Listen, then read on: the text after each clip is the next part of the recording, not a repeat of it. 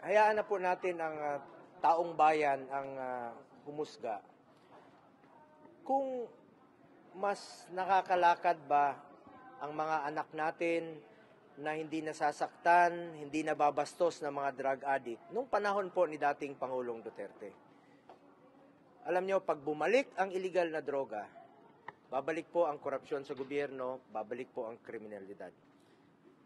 Ang taong bayan na po ang humusga kung nakinabang ba ang Pilipino sa ginawa niyang strong stance against illegal drugs nung panahon niya bilang Pangulo.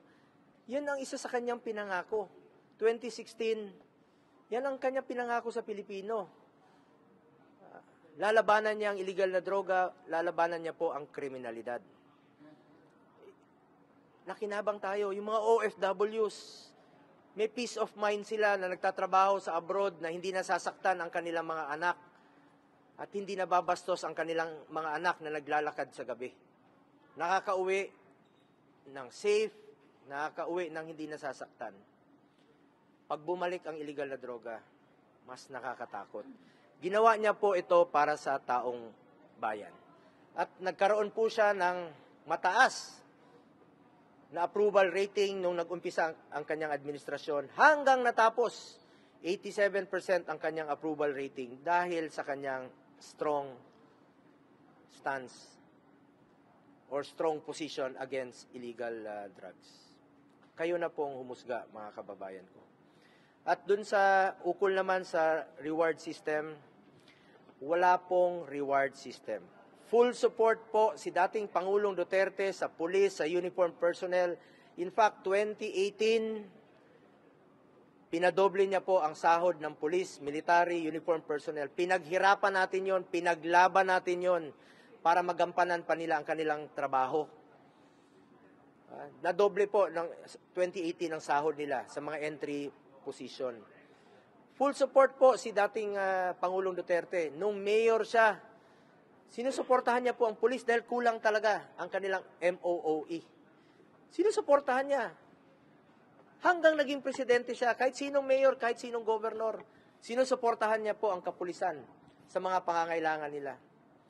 Pag may nasasaktan, may namamatay, pinupuntahan niya, binibisita niya. Umiikot siya sa mga kampo. Pag may mga gera o may nasasaktan, nagbibigay ho siya ng tulong sa kanila, sa mga wounded in action, talk to troops, binibigyan niya po ng tulong yan. Pumupunta siya sa pinakasulok ng Pilipinas, even sa Hulo, para makipagpulong po sa mga tropa doon. Ibig sabihin, sinusuportahan niya po ang kapulisan, sinusuportahan niya po ang military at uniform personnel. Pero let me repeat, wala pong reward system na sinasabi nila ngayon. Masyado pong baseless accusation po ito. At ako naman po, senador na po ako 2019 po ako naging senador. Dim resign na po ako October of 2018 nung tumakbo po ako bilang senador. At wala na po akong kinalaman sa day-to-day operation ng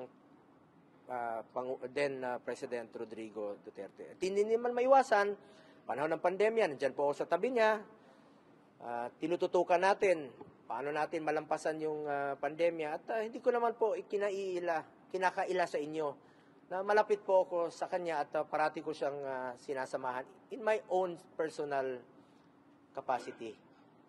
Pero wala pong reward system na umiiral sa kanyang opisina.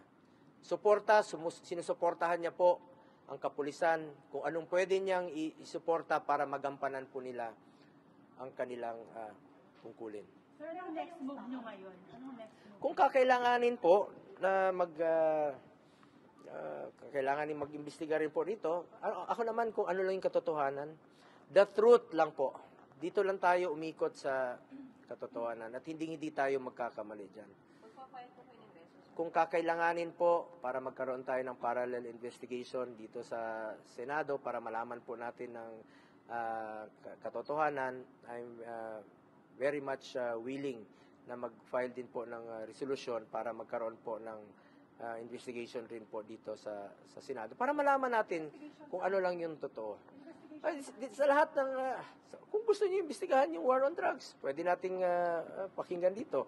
Lalong-lalo na ang ating chairperson, si Senator Bato, is the chairperson of the Committee on Peace and Order. At siya po ay Chief PNP. Para malaman natin kung ano talagang totoo. At ano po yung naidudulot nito at tulong nito sa ating mga kababayan. Nakatulong ba ito sa ating pamumuhay, ang war on drugs? Kung tahimik bang nakakauwi ang ating mga anak na hindi nasasaktan. Alam mo, ang ayaw ko pong mangyari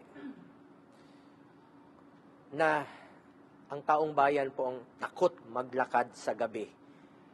Dapat po ang kriminal, dapat po ang drug addict ang takot maglakad sa gabi. Hindi po yung ordinaryong mamamayang Pilipino na gusto lang po tahimik ang buhay na makakauwi po ang kanilang mga anak. Karapatan po natin mabuhay ng tahimik na nakakauwi po ang ating mga anak. Huwag naman sanang palakasin ang loob ng mga drug addict. Ang nangyayari ngayon, lumalakas po ang loob ng mga drug lord. Partikular niyo po bang pag-iimbestigahan yung claims ni Garma, sir? Lahat na po, pangkalahatan. War on drugs, kung kakailanganan natin pagdinig. Sir, may staff daw kayo, si Muking, nakasama daw dun sa financial... Hindi po totoo yan. Hindi po totoo yan. Sabi ko nga, wala pong reward system. So, ang mga trabaho ng mga staff, administrative matters, presidential engagement, schedule, appointments. Kawawa naman yung mga Pilipino na mga ordinaryong staff na nagtatrabaho, nadadamay dito sa mga baseless accusation, mga hearsay. Sa totoo lang po, ulitin ko, kahit na 2018, wala na po ako sa Office of the President. Wala pong pinapairal na reward system ang Office of the President o si dating Pangulong Duterte. Salamat po. Pero sir, may staff kayo na Muking. Anong role niyo dun sa buong war on drugs? Wala po akong role, hindi ko po mandato ang war on operational yung operations ng war on drugs. Wala po akong kinalaman at hindi ko po mandato yan. Ang trabaho ko noon, nasa executive order, engagement ng presidente. Hindi naman po maiwasan na ako yung tinatawag parati ng presidente. Halika rito, i-arrange mo mga meetings. Pero hindi po sa operations ng war on drugs. Wala po akong kinalaman dyan at hindi po ako involved sa war on drugs. Sir, yung booking, papupuntahin niyo po ba sa meeting? Kasi hindi pa daw nila eh. At staff nyo nga po ba talaga yun? Noon po, staff po siya ng Office of the President. Kasi hindi na po ako staff ng Office of the President since 2018. So siya po yung nagtatrabaho po sa Office of the President. Pero ang importante rito, wala pong reward system. At kawawa naman yung tao na napagbibintangan na merong reward system na wala naman pong reward system na umiiral sa Office of the President o kay dating Pangulong Duterte. So, hindi niya in-authorize sir ang EJK? Hindi in-authorize ni dating Pangulo ang EJK? Wala po siya. Maalala niyo sinabi niya? Wala naman siyang sinabi na, may sinabi ba siya na, patayin mo ito? Wala pong ganong abogado po si dating Pangulong Duterte. Dati po siyang prosecutor. Hindi siya nagbibigay po ng instruction na illegal. So wala siyang inutusan na patayin mo ito. Wala po siyang inutusan ganon. Sa pagkarinig ko, wala po. Alam niya po anong legal. Sir, hindi ka magpa-file ng kaso against all? Kung kakailanganin po, pinag-aaralan po ng aming legal team. Sa Quadcom, hindi ka attend? Ako naman, kung kailangan, bakit hindi? Gusto natin ng katotohanan. Kaya lang po, meron tayong interparliamentary courtesy. Kaya nga po, pwede kaming mag-hearing din po dito sa Senado kung kakailanganin. Gusto lang natin yung totoo. Gusto kong malaman yung totoo lamang po. The truth. Katotohanan lang. You're open to attending Quadcom, sir? Anytime po. Kung kakailanganin, anytime po. Dahil gusto kong malaman, gusto natin malaman, mga kababayan natin, ang katotohanan. Pero bago ko tapusin ito, gusto ko lang pong sabihin sa ating mga kababayan. Ginawa po ito ni dating Pangulong Duterte. 2016, pinangako niya, sabi niya, susugpuin ko ang illegal na droga. Pero wala siyang sinabi na patayin mo ito, patayin mo yan. Wala siyang sinabing ganon. Sabi niya, sugpuin ninyo ang illegal na droga. At ang nakikinabang po dito, ang mga anak natin, mga kamag-anak natin na hindi po nasasaktan, hindi nababastos umuwi sa kanilang mga tahanan dahil nung panahon ni dating Pangulong Duterte, ang durugista po ang takot.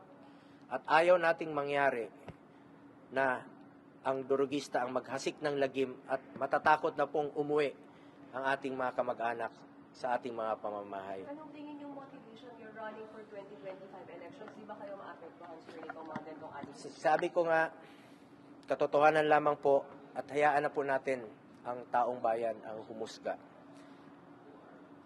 Kung ginawa ni dating Pangulong Duterte ang kanyang trabaho noong 2016 up to 2022, kayo na po ang humusga. At kung sa tingin nyo rin po, ginawa ko ang aking trabaho at nagserbisyo po ako sa taong bayan, kayo na po ang humusga. Ako naman, bisyo ko ang magserbisyo at yan po'y pinanindigan ko hanggang ngayon na magsiserbisyo po ako sa ating mga kababayang Pilipino sa abot ng aking makakaya. At hindi ko po sisirain ang inyong tiwalang binigay po sa akin. Magsiserbisyo po ako sa ating mga kababayang Pilipino. Salamat po.